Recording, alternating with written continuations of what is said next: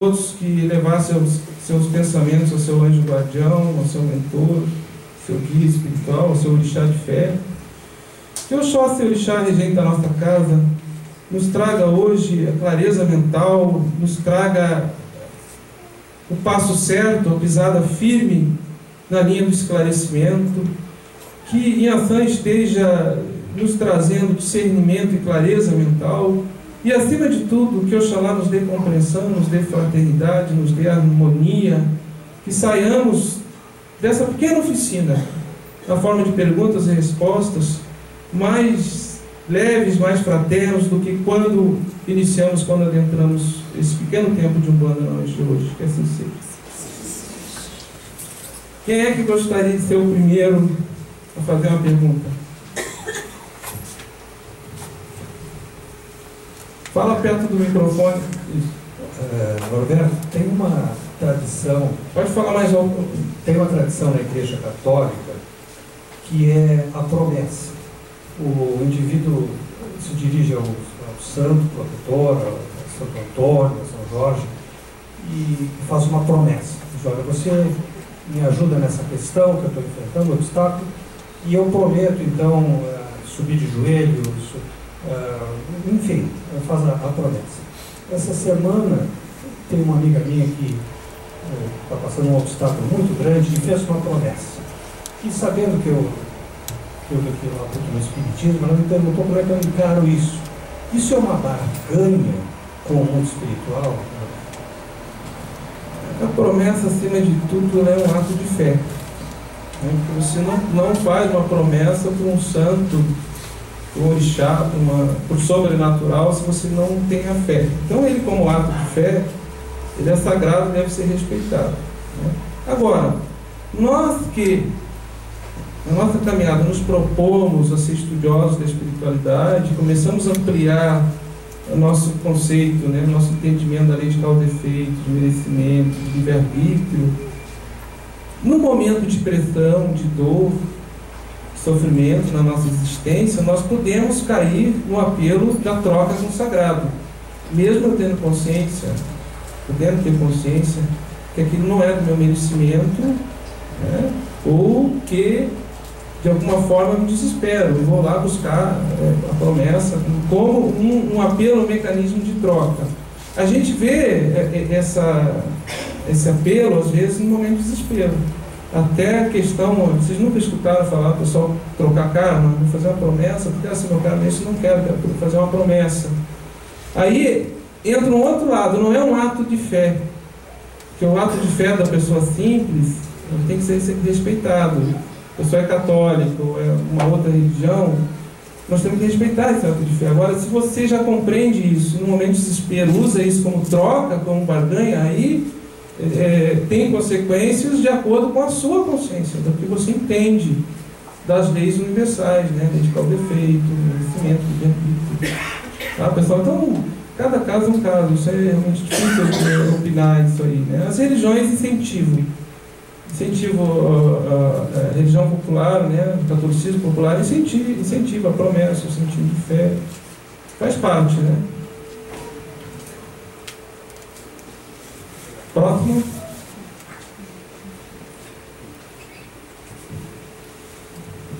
Boa noite. Eu estava discutindo não. Fala um pouquinho mais perto do microfone só para... Isso. Eu estava conversando com alguns amigos que são de outras religiões e eles começaram a falar várias coisas, e uma das coisas que eles falaram e que eu também não soube dizer do porquê, um deles falou assim para mim: Jesus esteve na Terra faz 2000 anos. Por que o Espírito da Verdade, esses espíritos foram falar com Allan Kardec só lá em perto de 1800, E eu fiquei com essa dúvida também. Por que será que demorou tanto, Os espíritos superiores, digamos assim, eu não gosto muito dessa nomenclatura, assim, superior, inferior, espírito perfeito, menos perfeito. Vamos dizer os espíritos mentores do nosso planeta, os espíritos guias que regem a coletividade encarnada e desencarnada. Por que de repente, você comentou a codificação espírita, né? O espírito da verdade foi um espírito que se identificou como sendo espírito da verdade, enfim, que foi coordenador da codificação que o Allan Kardec coordenou, digamos assim. Por que não aconteceu antes? Porque os espíritos não quiseram, porque Jesus não quis? Não, é porque a consciência coletiva não estava preparada para isso. Tudo acontece que vem do lado de lá no momento que a consciência coletiva permite. Vamos dar um exemplo. Se porventura uma nova tecnologia esteja para ser descoberta, se nós não temos ainda consciência coletiva madura para lidar com isso, ela não vai ser descoberta agora. Nós temos o exemplo aí da energia nuclear, né? Nós estamos usando a energia nuclear, que é um conhecimento que vem através da ciência, e nós ainda não temos maturidade para lidar com essa tecnologia, né? Ou seja, a gente só se preocupa em fazer bomba, missa para matar o outro. Olha o que está acontecendo lá na Coreia, né? Nós estamos numa antevéspera de uma possível guerra atômica nuclear. Mau uso da tecnologia, porque nós não estamos preparados para isso. E isso é em questão da religiosidade, da medicina, da ciência. Então, isso vem do lado de lá quando nós estejamos preparados, ou seja, consciência coletiva planetária. Não vai vir antes. Tá? Aqui na frente, acho que tem uma senhora que tinha feito sinal.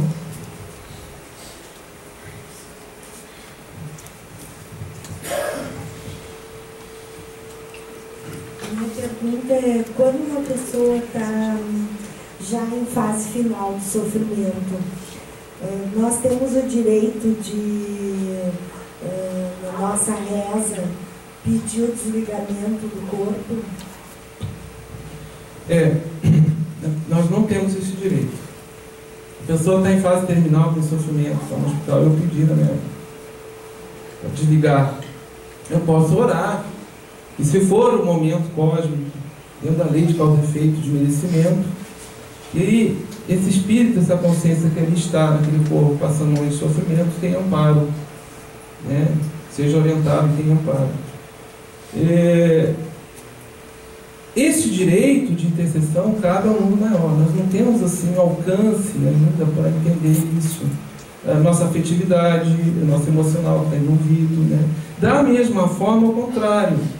Nós temos um parente, um ente amigo querido que está internado no hospital, no UTI, e eu uso a religião, a reza, a invocação, a oratória, né? Dentro da minha fé, pedindo que aquele ser fique ali. Que ele não morra, que ele fique, não, olha, por favor. E às vezes tem corrente de oração. Forma uma corrente de oração, não sei. Mas será que eu estou respeitando o momento daquele espírito? Porque veja bem, a doutrina espírita nos ensina que de repente a pessoa ficou 15, 20 dias, 30 dias numa UTI, ela está escoando, né, um nódulo vibratório, um campo de força desalinhado que está no seu perispírito, está escoando para que ela desencarne em situação, do outro lado, melhor, com mais saúde espiritual, do outro lado. E nós vamos lá e interferimos nisso. Então, a nossa consciência, conforme a gente vai se conscientizando das leis maiores que regem as reencarnações, a gente vai revendo a nossa forma de orar. A gente vai revendo. Porque nós temos uma predisposição primeiro, de interferir no livre-arbítrio do outro. E segundo, de troca com o sagrado. Isso é uma predisposição que nós temos já de religião, de várias encarnações, né? E esse momento do desencarne iminente, ele é um momento crítico, né? As situações que acontecem, às vezes, a corrente de oração, ela é tão forte que o espírito não consegue desencarnar.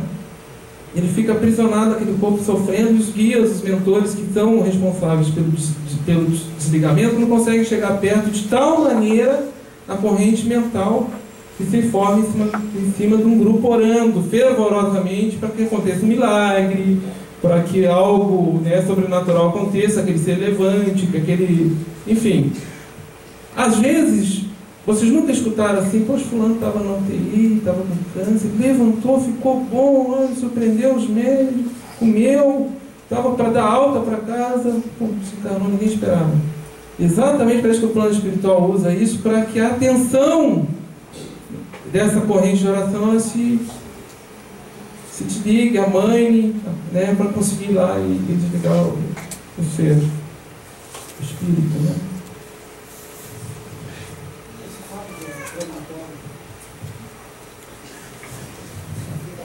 Esse fato da cremação dos corpos agora, já ouvi de pessoas espíritas dizer que, não vou deixar cremar meu corpo, que depois como é que vai ser? Tem algum envolvimento com a religião? Isso é de faro íntimo, né? Porque, veja bem, se eu tenho receio que eu vou desencarnar e meu espírito vai ficar ali grudado no corpo, então você não pede para queimar, né? Você não pede. De qualquer forma, a consciência já não está naquele corpo físico ali. Então, claro que a pessoa materialista, muito ligada na matéria, né? A sensação, ao sensório, né? Movida pelo instinto mais primário, mais animal, digamos assim, orgânico, a disposição mental desse espírito no seu desencarne, dele ficar ligado com as sensações do corpo físico é maior. Pode acontecer uma situação de cremação desse tipo? Pode.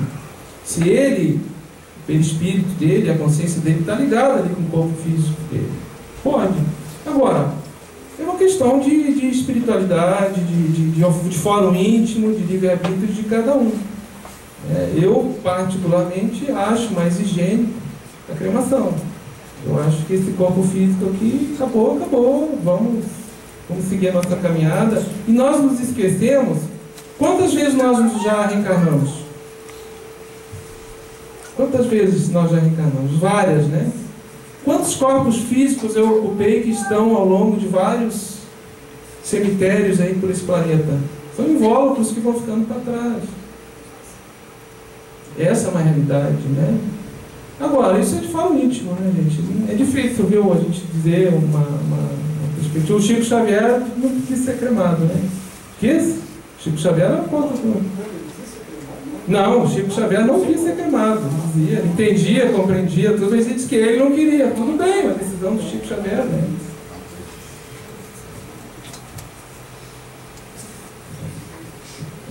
Infelizmente, a cremação é muito cara. Deveria ser popularizado e ficar mais barato, né? Encaixando naquele assunto da eutanásia, mais perto do abreviar a microfone. morte de um ser humano, eu tenho uma dúvida muito grande. Eu fui levada a fazer eutanásia em 3 animais de estimação meus, estavam com leucemia, câncer, e outro também era câncer. E eu lutei muito para salvá-los, e até o ponto que a veterinária chegou para mim e disse assim, e ela é espírita, e ela disse para mim, se tu continuares fazendo isso, tu estás sendo egoísta, porque o teu animal está sofrendo, não tem volta, e tu tem que te decidir, senão ele vai continuar sofrendo, sabe, sei lá quantos, eu lutei 4 meses com a leucemia, até o ponto que ele não conseguia mais se movimentar.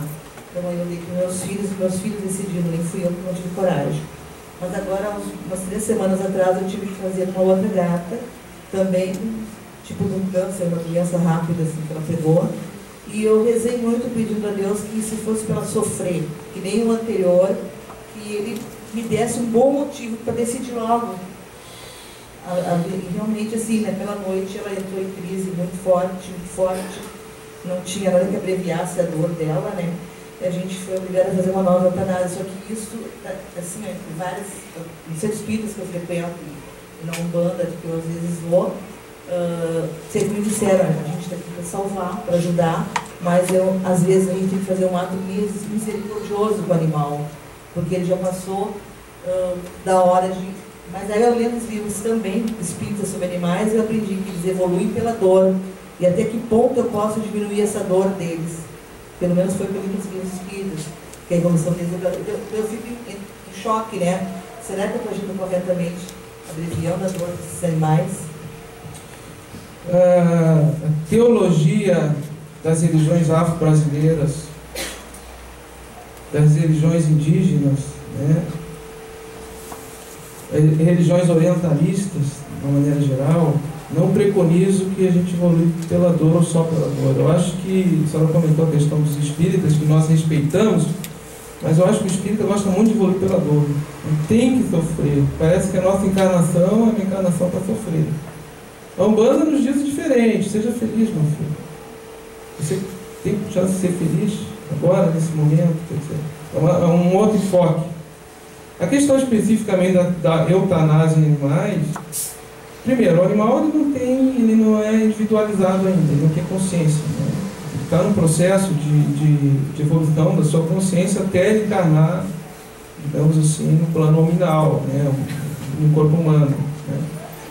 Eu acho que é muito de decisão do dono que está com ele e do coração, do sentimento de fazer por amor. Não diria que teria maiores consequências, né? Eu acho que a pior coisa que pode fazer para o animal, que nem o pessoal faz, abandona no terreno baldio, o pessoal vai para a praia no verão, as praças de Porto Alegre, gata, cachorro. Eu tenho 3 gatos que eu peguei na rua, um numa pet, uma madame chegou numa pet com um carro importado, deixou o gato, se mandou e o celular era falso, Então, isso sim, eu acho que é uma coisa preocupante, que vai gerar uma consequência das suas ações. Agora, um ato de misericórdia para o animal que está terminal, está sofrendo, em função de não ser ainda uma consciência individualizada no processo evolutivo, acredito eu que não tenha assim, maiores consequências, né? É a minha opinião. A gente sabe que a maioria dos nossos relacionamentos, quando a gente encarna, é para aprender alguma coisa que a gente deixou no passado. E quando, por algum motivo, a gente não consegue, o que acontece? Reencarna. Vai reencarnando. É o caminho inexorável do espírito. Não né? tem outra maneira. Não tem outra maneira. Você pode reencarnar num planeta inferior. Né? Agora, é o caminho da lei, não tem como, né? Aí o tempo é o infinito. O Criador não impõe pressa nem senso de urgência. Nós não temos senso de urgência. Olha, eu estou 50 anos trabalhando no centro espírita, eu devo ter bastante bônus horas, eu acho que eu vou para o nosso lado. Isso é uma relação utilitarista, racionalista com a lei. Ou a Umbanda também, né? Olha, eu estou lá no terreiro há tantos anos, eu devo ter um lugarzinho bom em Aruanda. Eu não vou deixar de ir lá dar meu passe porque eu quero ir para um lugarzinho bom lá, para Aruanda lá e tal. Quer dizer, você está fazendo uma coisa boa, mas intencionalmente você está trocando. Então aí tem, digamos assim, prós e contras com a lei, né? Cada caso é um caso. Agora, inexoravelmente, nós somos movidos para a evolução. Deus já nos coloca no ciclo, por exemplo, o ciclo que nós estamos, humano, reencarnatório, para evoluirmos. Isso aí não tem de alguma forma, em algum momento de uma encarnação, eu tenho que me voltar para um questionamento mais espiritual, né? No sentido da minha existência, da minha vida, o que eu vim aprender nessa encarnação. Infelizmente, ainda a gente se volta mais para essas questões na terceira idade, né? Infelizmente. Eu acredito que é uma educação anímico, mediúnica, espiritualista, desde que tem a idade, mas um dia a gente chega lá. A minha pergunta é... Eu trabalho no CAS há 6 anos. E quando eu cheguei lá, tinha um grupo nas quartas-feiras. Aí uma das pessoas foi trabalhar muito tempo, foi retirada da casa. E depois disso ela começou a mandar energia ruim para as pessoas. Então quando a gente começou a trabalhar nas quartas, todo mundo está querendo cair no chão. E ela continua mandando energia ruim. Ela trabalhou mais de 20 anos na nossa casa. E o que acontece com ela? Que ela faz maldade para as pessoas que não merecem, nós somos a linha branca. Não sabemos o que acontece com ela porque não nos cabe julgar ninguém. Agora, veja bem, ninguém tem esse poder. Nenhum sacerdote, nenhum espírito, nenhum mago. Ninguém tem esse poder, essa onipotência de derrubar, de tirar do caminho. A lei de afinidade nos ensina que o afim atrai o afim. Então caímos, é uma coisa assim que parece que está ultrapassada, não se fala, mas caímos naquela questão da vigilância, da reforma íntima, porque tudo que nos pega, que nos imanta, é porque nós temos afinidade. Então, não existe trabalho de magia, não existe trabalho feito, não existe mago que consiga me derrubar se eu não tenho abertura na lei de afinidade. Tá bom? Então é uma questão de vocês refletirem, pensarem, conversarem entre vocês. A insegurança, o medo é um fator. Fulano está te ameaçando, olha, vou fazer isso contra você, isso e aquilo. Você ficar pensando nisso com medo, meu amigo, você já abriu uma janela. Então nós temos que ter uma confiança, uma fé inabalável no alto. Senão eu não faço nada. Eu não dou um passe, eu não vou no centro espírita trabalhar, eu não faço nada, porque o obsessor ali na porta está cheio. Passando aquele portão ali tem pencas, hordas de obsessores. Se eu saio daqui, tomei meu passe, estou com a minha bituca de cigarro ali, chego na esquina, jogo assim no chão, cai uma penca de espírito em cima para pegar as emanações de nicotina que está ali naquela bituca de cigarro, que a gente não enxerga. Nós não enxergamos. Tá? Então é uma questão de, acima de tudo, tu olhar para dentro de ti e saber onde estão os meus pontos fracos. Tá? O elemento, o trabalho, é um meio de fornecimento de energia para que se fixe em alguma fragilidade daquele alvo. Agora, se você está vigilante, se você tem confiança no alto, e nenhum mal se instala para sempre. Então, eu espero ter ajudado na reflexão de vocês aí.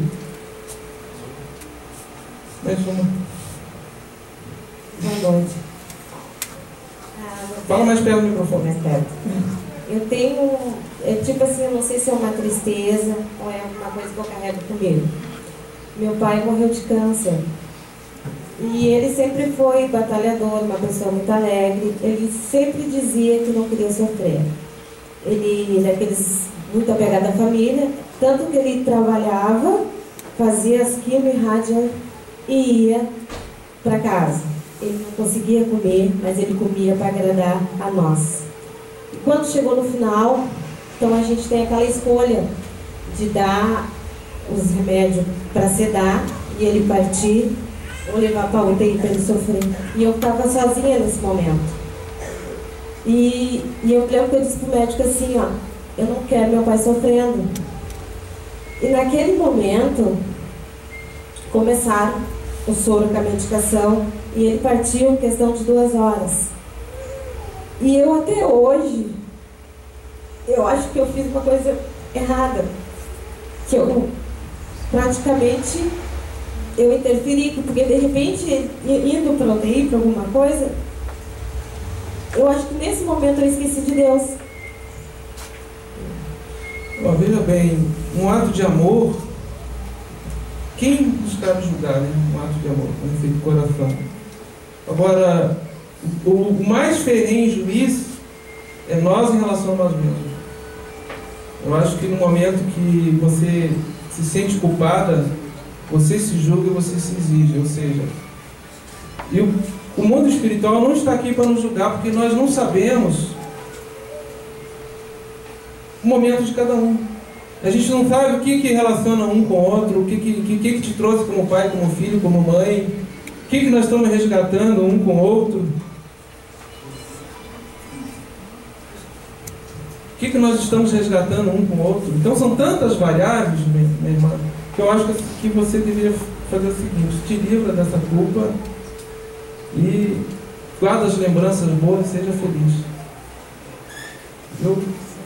Nenhum mentor, nenhum guia está aqui para nos punir, para nos julgar, a época da inscrição, da fogueira já terminou e nós não somos perfeitos. Exu Tiriri, um amigo espiritual que nós temos a misericórdia dele de nos aguentar, né? Porque eu acho que não deve ser fácil aguentar médium, eu me incluo. Às vezes, quando eu estou querendo ser muito santo, ele chega para mim e diz: para com isso aí. Para com isso aí, cara. Você não é santo. Está com vontade de tomar seu chopinho, vai tomar seu chopinho. Vai contar uma piada, vai dar risada. Porque nós nem queremos santo. Nem queremos santo. Então a gente tem essa disposição de compungimento, de se pôr culpa, de autoflagelação, isso é muito forte no nosso inconsciente. Nós temos que nos libertar disso, da culpa, da exigência, da autopunição, né? Da autopunição, de você ficar se autoflagelando. As religiões que preconizam a culpa estão aí, só basta você prestar atenção. A apologia que eles fazem exatamente em cima da culpa, do pecado e da punição. A última pergunta.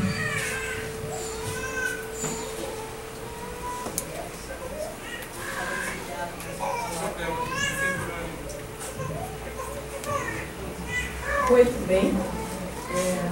Assim, a minha dúvida é a seguinte: a gente sempre escuta, pelo menos, dizer que todo mundo aqui tem uma missão, né? Cada um vem para fazer alguma coisa. A minha dúvida é: como é que a gente vai saber se está fazendo o que veio para fazer? Está fazendo certo ou errado? Isso. Isso é uma dúvida cruel, né? Isso é uma dúvida cruel. Eu acho que nós temos que descobrir qual é a nossa missão na encarnação. E vocês perseguir isso aí. E ser feliz. Eu, quando não tiver mais meus filhos carnais, já estiverem independentes financeiramente, eu não precisar pagar pensão, porque eu sou divorciado, eu já sei o que eu vou ser um religioso. Eu vou seguir a nossa religião, vou estar zelando pelo nosso axé, pela nossa comunidade, vou perseguir esse ideal como eu tenho perseguido, independente do que digam de mim. Se eu sou batuqueiro, se eu sou candomblessista, se botar uma tabaque, a casa não é mais de banda, se a gente trabalha com Exu, é quimbanda, não importa. Eu não estou preocupado com o que dizem de nós. Eu estou com a minha consciência tranquilo dentro da nossa missão, o que nós estamos fazendo para a nossa coletividade, né? Eu acho que cada um, dentro da sua percepção, dentro da sua consciência, tem que olhar dentro de si e descobrir a sua missão. Não adianta nós contrariarmos a nossa natureza. E às vezes a gente vê o pessoal querendo ir para um outro caminho, em função de imposição de valores da sociedade, de família, né? Quantos de nós abrem mão, por exemplo, da mediunidade porque o marido não quer, ou a esposa não deixa, ou o filho não permite, e eu acabo abrindo mão do meu ideal, da minha espiritualidade. Então, esse é um processo de autoconhecimento, tá? E não existe certo e errado. Tudo está certo, tudo está errado. Nada está certo, nada está errado. Não existe isso. A nossa evolução nos caminha sempre com a expansão da consciência e com o melhoramento espiritual. Mas o que é certo e o que é errado? Há poucos anos atrás, não muitos, isso está vibrando ainda no nosso inconsciente, nós podíamos matar os índios que não tinham alma. O homem branco, católico, religioso, podia estuprar as índias, não ia acontecer nada porque não tinha alma. Podia matar os negros porque não tinham alma. De escravizar, poucos anos atrás. E aquilo naquela época era certo. Isso é a questão que nós temos que refletir e pensar. Porque quando eu coloco a coisa no certo e no errado, eu tenho uma cobrança também de culpa, né? E vamos ser felizes.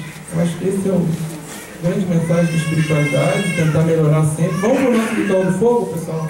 Espero que vocês tenha sido interessante. Vamos fazer mais essa dinâmica aí, tá?